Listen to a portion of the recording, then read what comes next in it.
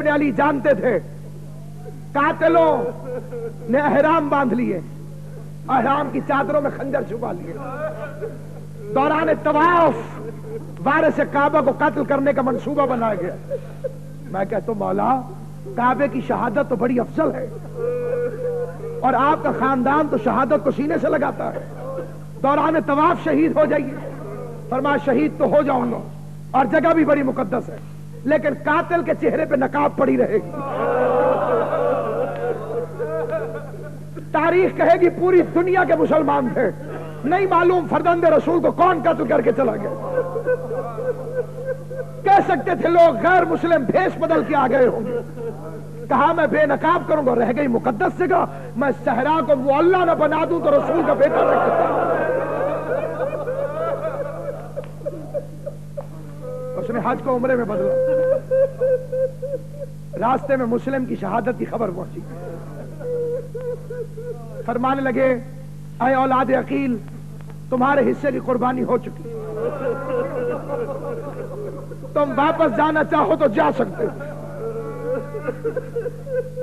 کہنے لگے مولا جب تک یہ جانے آپ کو قربان نہ ہوں گی ہم کبھی نہیں جائیں گے۔ قافلہ سفر کر رہا تھا، حسین کو منزل معلوم تھی، حسین ابن علی جانتے تھے کہ میں کہاں جانا چاہتا ہوں، گویا تلاش مقتل میں قافلہ چل رہا تھا، مقتل کی جانب قافلے کا سفر تھا۔ 2 محرم کو کربلا کی صحرا میں حسین ابن علی کی سواری نے قدم رکھا، پوچھا بستی والوں سے کہ یہ کون سا علاقہ ہے؟ آواز آئی مولا اسے غازریہ کہتے، فرمایا کوئی اور نام؟ تو مولا اسے نینوا کہتے۔ پوچھا کوئی اور نام؟ مولا ایک نام دشت ماریا بھی ہے۔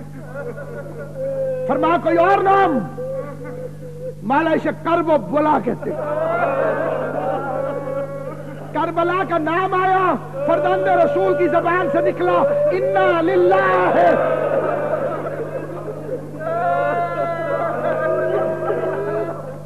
یہ سواریوں کے بیٹھنے کی جگہ ہے، یہ بچوں کے ذبح ہونے کی سرزمین ہے۔ بہن پکار اٹھی بھیا اس مٹی سے آپ کے خون کی خوشبو آ رہی ہے۔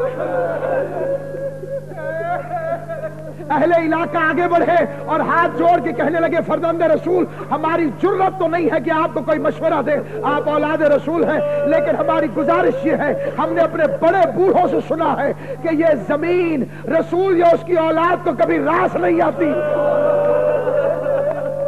لہذا جتنی جلدی ہو یہ زمین چھوڑ دیجیے۔ کہا یہ زمین بنی ہی حسین کے لیے، میں تو آیا ہی سے آباد کرنے کے لیے ہوں۔ فاطمہ کے بھرے گھر سے کربلا آباد ہو گئی، کائنات کی وہ پہلی بستی جو صرف 8 دنوں کے لیے بس رہی۔ 5ویں محرم کو پانی بند ہو گیا، 7ویں محرم کو پانی ختم ہو گیا، 9ویں محرم کو رسول کے بیٹے نے تیمم کر کے نماز پڑھی، 10ویں کی رات آ گئی، رسول کی بیٹیوں کی پیاسیوں کی رات۔ جس رات میں آپ تشریف فرما ہے یہ روشنیوں کی رات ہے، یہ چھونے والے کی رات ہے۔ راوی کہتا ہے کہ اس رات میں علی کی بیٹی کا جلال دیکھنے کے قابل تھا۔ کبھی فرماتی تھی عباس ادھر آؤ تو غازی دوڑتا ہوا آ جاتا تھا، اور کبھی فرماتی تھی علی اکبر ادھر آؤ، اکبر چلا آتا تھا۔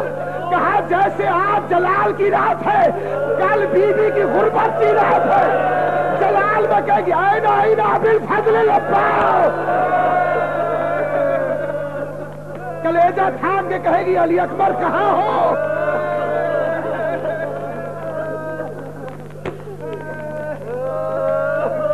عباس جاؤ ان سے کہو ایک رات کی مہلت چاہیے۔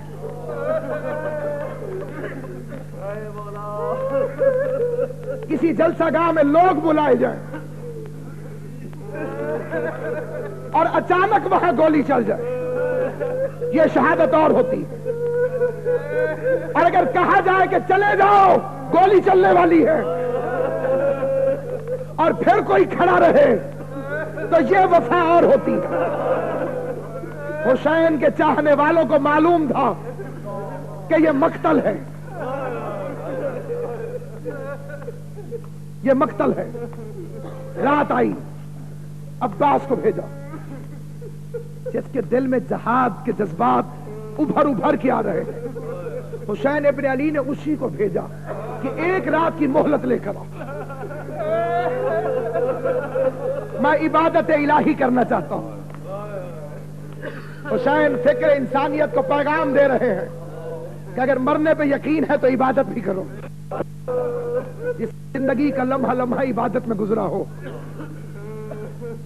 جو خاندان عبادت سے تعلق رکھتا ہو، اس کی مہلت اس لیے نہ تھی کہ وہ مہلت لے رہا تھا، امام کی خواہش یہ تھی کہ یہ گمراہ ہونے سے بچ جائے، یہ میرے قتل کے گناہ سے بچ جائے۔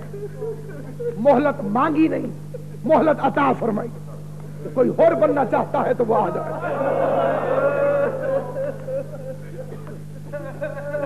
سامعین گرامی، کائنات میں روزانہ سینکڑوں لوگ مرتے ہیں، لیکن 2-4 دن کے بعد ان کے قصے اخبار کی فائلوں میں دب جاتے ہیں۔ یہ کیسے 72 تھے؟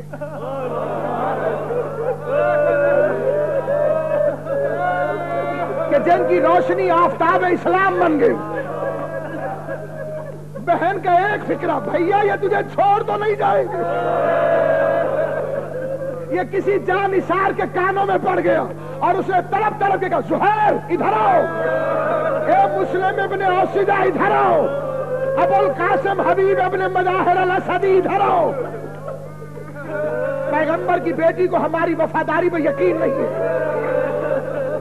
ایک خیمے میں جمع ہو گئے، شمع امامت روشن ہے، پروانے چاروں طرف آ گئے، اور حسین ابن علی کا یہ خطبہ، جاؤ کائنات آدم و عالم والوں کو اگر جہاد کا سلیقہ سیکھنا ہے تو کربلا سے خیرات حاصل کرو۔ کتنے تھے؟ 72۔ ہر ایک کو پتا ہے کہ سامنے امام کا دشمن ہے، لیکن کوئی نہیں جو خود جا کر لڑ پڑے۔ مولا اجازت ہے میں جاؤں؟ اجازت ملی تو کوئی گیا، اجازت نہ ملی تو کوئی نہ گیا۔ یہ تھی منزل معرفت۔ جانتے تھے کہ بغیر پوچھے چلے گئے تو جنگ ہوگی، معصوم سے اجازت لے کر گئے تو جہاد ہوگا۔ وہ جانتے تھے جہاد ویسے ہی عبادت ہے جیسے نماز، جیسے روزہ، جیسے حج، جیسے زکوٰۃ، جیسے خمس، جیسے جہاد۔ جیسے گندے کپڑوں سے نماز نہیں ہو سکتی، ویسے غلیظ ذہنیت سے جہاد نہیں ہو سکتا۔ وہ امامت سے روشنی لے رہے تھے اور ایک مرتبہ سامنے آ گئے۔ کائنات میں کوئی کمانڈر ایسا نہیں ہے جو دشمن کی فوجوں کو بڑھتا دیکھے اور اپنے ساتھیوں کو کم کرنا شروع کر دے۔ دشمن کی فوجیں بڑھیں تو اپنے لشکر میں اضافہ کیا جاتا ہے۔ یہ کائنات آدم و عالم کا پہلا اور آخری مجاہد ہے حسین، جو مجمع سے کہہ رہا ہے جاؤ